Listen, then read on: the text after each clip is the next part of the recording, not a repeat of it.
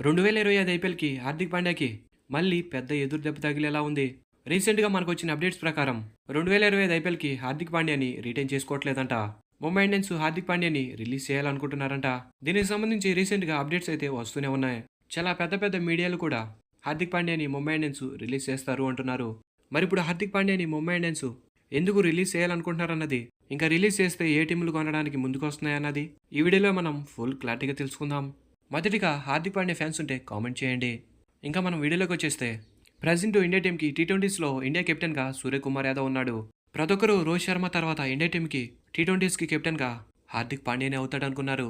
కానీ సర్ప్రైజింగ్గా సూర్యకుమార్ యాదవ్ టీ20స్కి కెప్టెన్ అయ్యాడు. ఎప్పుడైతే సూర్యకుమార్ యాదవ్ టీ20స్కి కెప్టెన్ అయ్యాడో అప్పటి నుంచి ఈ న్యూస్ అయితే వైరల్గా మారిపోయింది.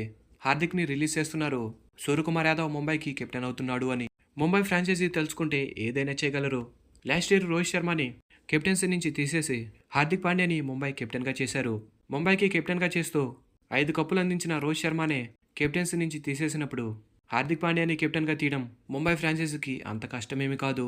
ప్రజెంట్ ఇండియా టీంకి సూర్యకుమార్ యాదవ్ టీ20స్కి కెప్టెన్.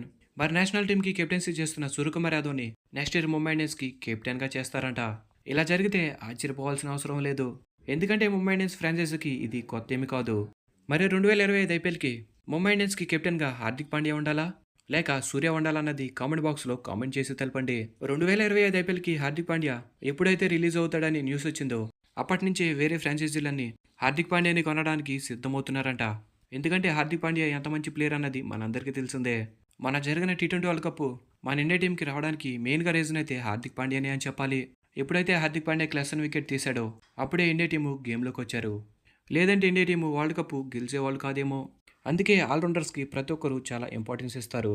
ఎప్పుడైతే హార్దిక్ పాండ్యా 2025 ఐపీఎల్ మెగాక్షన్కి వస్తాడు అని న్యూస్ వస్తుందో చాలా పెద్ద పెద్ద ఫ్రాంచైజీలు కూడా తనని కొనడానికి ప్లాన్ చేసుకుని ఉన్నారంట. లక్నో, ఆర్ఆర్, పంజాబ్ లాంటి ఫ్రాంచైజీలకి హార్దిక్ పాండ్యా చాలా అవసరం. ఇంకా ఈ టీంలే కాకుండా మెయిన్గా చెప్పాలి అంటే ఆర్సీబీ హార్దిక్ పాండ్యాని కొనడానికి చూస్తున్నారంట. ఎందుకంటే హార్దిక్ పాండ్యా ఆర్సీబీకి చాలా అవసరం. కెప్టెన్గా యూజ్ అవుతాడు. ఇంకా అలాగే ప్లేయర్గా కూడా చిన్నస్వామి పిచ్లో పర్ఫెక్ట్ ప్లేయర్ అని చెప్పాలి. మెగాక్షన్లో 99% ఫ్యాబ్ డు ప్లెసీని ఆర్సీబీ రిలీజ్ చేసేస్తారు. అలాంటప్పుడు ఆర్సీబీ హార్దిక్ పాండ్యాని కొంటే ఆర్సీబీ కెప్టెన్గా హార్దిక్ పాండ్యా పర్ఫెక్ట్ అని చెప్పాలి. ఇంకా అలాగే విరాట్ ఇంకా హార్దిక్ బాండింగ్ ఎలా ఉంటుందన్నది మనందరికీ తెలిసిందే. లాస్ట్ ఇయర్ ఫ్యాన్స్ అంతా హార్దిక్ పాండ్యాని బూ చేస్తుంటే హార్దిక్ పాండ్యాకి సపోర్ట్ చేయమని అడిగిన ఒకే ఒక ప్లేయరు విరాట్ కోహ్లీ. దీన్ని బట్టి చూస్తేనే వీళ్ళిద్దరి మధ్య బాండింగ్ ఎలా ఉందన్నది మనందరికీ అర్థమైపోతుంది.